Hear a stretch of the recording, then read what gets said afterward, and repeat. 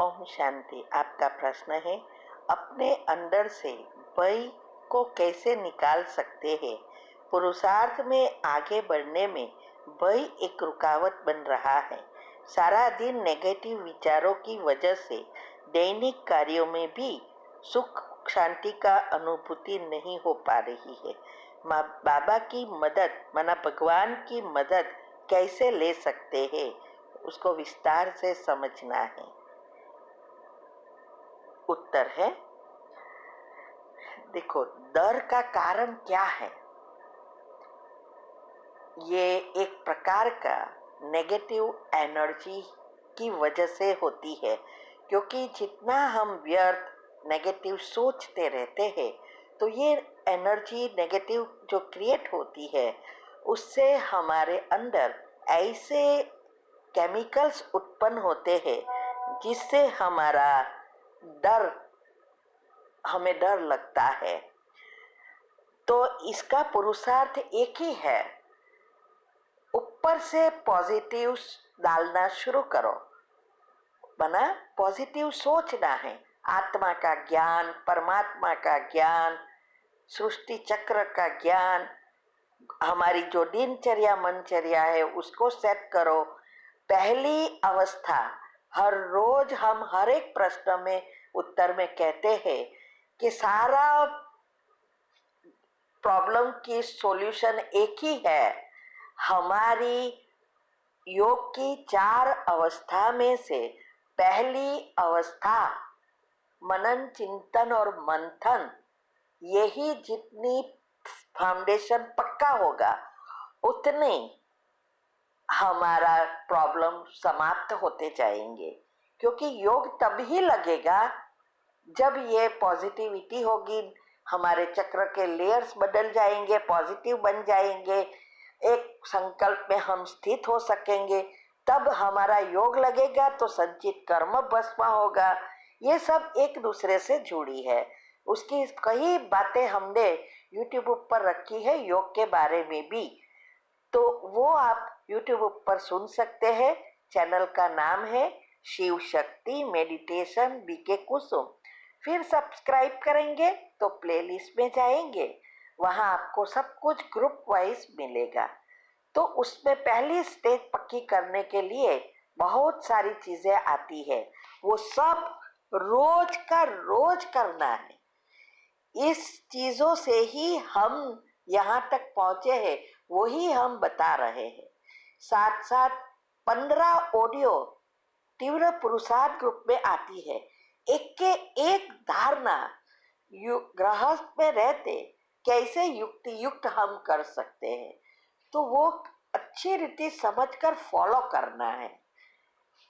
और साथ साथ YouTube पर लाइक शेयर और कमेंट भी कीजिए।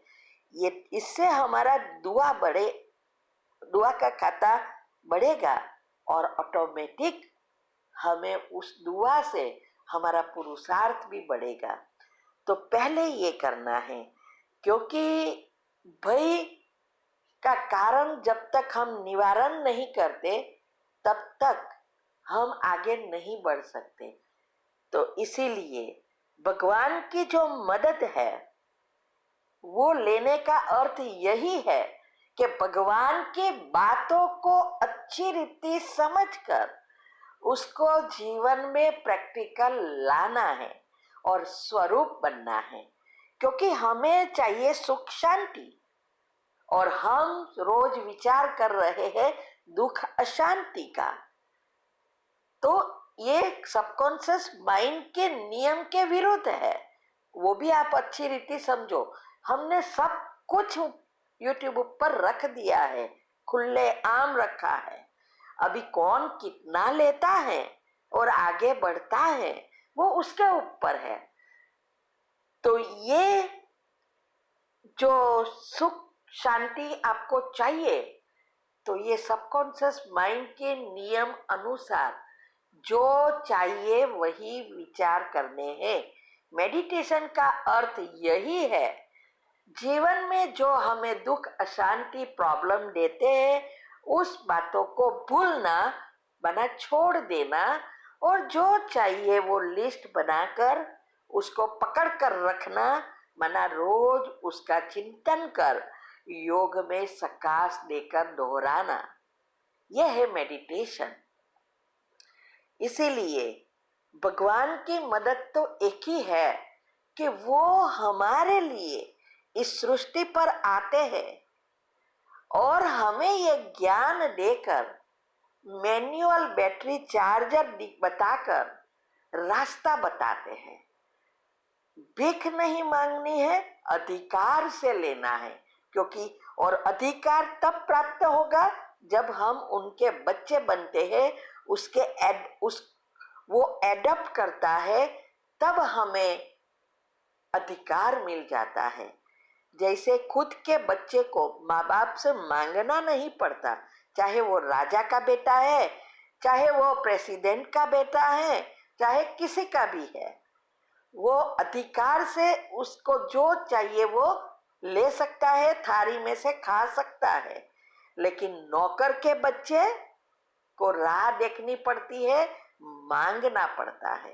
तो जब हम भगवान के बच्चे बने हैं तो हमें अधिकारी के रूप से लेना सीख लेना है, और वो तभी होगा जब हम उनकी बातों को समझकर कनेक्शन करना सीखेंगे, उनसे बात करना सीखेंगे, तब अधिकार प्राप्त होगा। अभी नौकर नहीं बनना है, मदद लेनी नहीं है, मांगनी नहीं है, मदद अधिकार से प्राप्त करनी है। तो ये डर अगर ये नहीं निकाला तो यही है, वो हमें टेंशन से डिप्रेशन तक ले जाता है। स्ट्रेस और कुछ नहीं है, गैस है। जैसे कोई भी गंदगी है या कोई ऐसी सड़ी हुई चीज है, वो सड़ती है, अंदर से बदबू आती है, तो गैस क्रिएट करती है ना। ऐसे ही जब हमारे विचार जो है नेगेटिव या टॉक्सिक चलते ही रहते हैं, वो प्रोसेस नहीं होता और वो ऊपर के प्री कॉन्शियस में रहता है, तो वो एक प्रकार का गंदगी ही है, नेगेटिव बना गंदगी, और उसमें से गैस उत्पन्न होता है।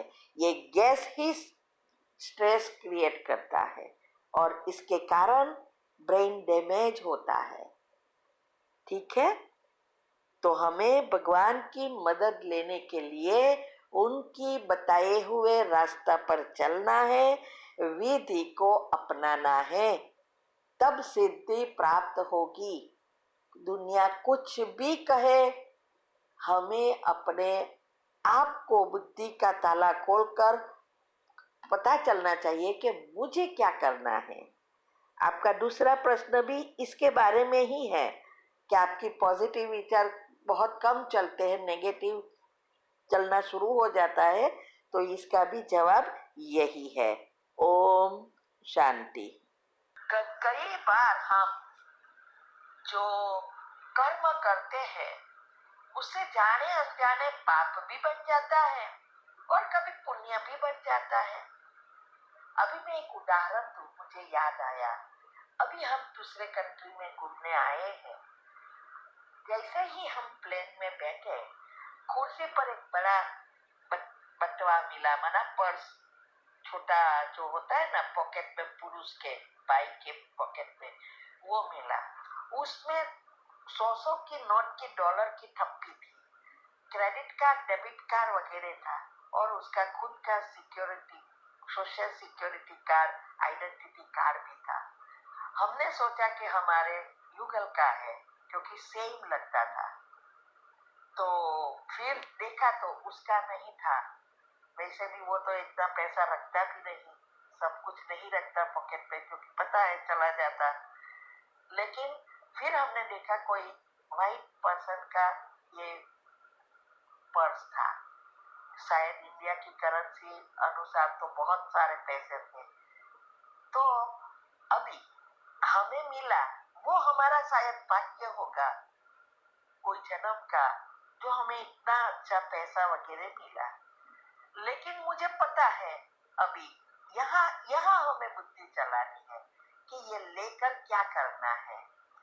अभी हमने ये लिया, तुरंत हमें संकल्प आया कि जो भी आत्मा, क्योंकि प्लेन आता है, क्लीन करते हैं, फिर वो दूसरे आकर बैठते हैं, तो ये प्लेन जो भी आया उसकी ही वो, उस प्लेन की ही आत्मा है, बैठी होगी।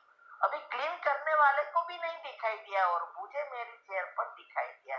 इसका मतलब मेरा पुण्य था और इसीलिए मुझे आया। अभी अगर मैं ले लेती तो मुझे पाप नहीं लगता, लेकिन वो पैसा हमने लिया, लेकिन वो आत्मा जिसका भी पर्स खोया है, वो आत्मा भी एयरपोर्ट पर ढूंढती होगी, उसके अंदर कितने संकल्प चलते होंगे उसके बारे में, तो हमारा एक नया पाप कर्म बन जाता है।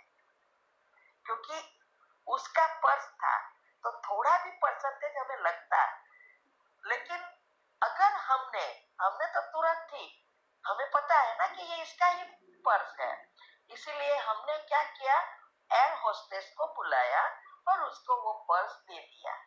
और वो पर्स बोले कि मैं अभी एयरपोर्ट पर अनाउंस कराती हूँ और भेज देती हूँ, जिसका भी होगा उसको मिल जाएगा। तो मैंने तो उसको दे दिया। कभी कभी ऐसा भी होता है, इतना सारा पैसा देखते हैं तो नहीं भी देते, लेकिन वो उनसे मेरा कोई लेन देन नहीं है। अभी उसको दे ये नहीं देवे तो वो उसका डबल पाप कर्म बनेगा। अगर दे दिया तो उसमें भी उसका भी पुण्य बनेगा। तो हमें ये नहीं सोचना वो देगी या नहीं देगी, वो देना है तो दे, लेकिन मैं तो क्लियर हो गई। अभी पुण्य का खाता के अनुसार मुझे बटवा मिला, लेकिन हमने दे दिया तो डबल दुआ कमाई, क्योंकि वो आत्मा को मिलेगा, उसको अंदर से कितना राहत मिलेगी और वो खुश होगा। ये सब डबल दुआ ब्याज के साथ मिलेगा। ये बातें बहुत बहुत सूक्ष्म होती है। तो ये है कर्म की गति। तो इसीलिए जितना हम भगवान को याद करते, हमारे सूक्ष्म बुद्धि को क्लीन करते हैं, उस अनुसार सूक्ष्म से सूक्ष्म पाप से हम बच जाते हैं। कई बार हम ग्रुप में भी रहते हैं, लेकिन हमें कुछ पता नहीं चलता।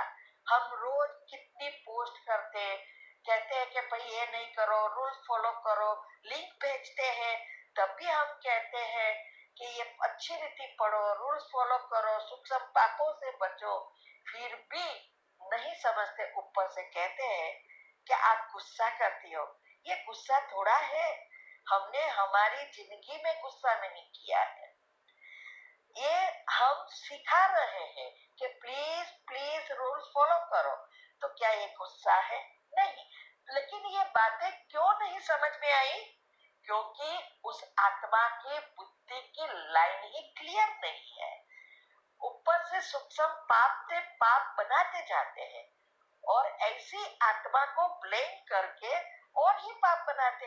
ये बहुत बहुत सूक्ष्म समझने की बातें हैं। ये कर्म की गति बहुत सूक्ष्म है, इसीलिए उसको अच्छी रीति समझना है और उसको अपने को भी बचाना है, औरों को भी पाप करने से बचाने का प्रयत्न करना है। ठीक है। ओम शांति।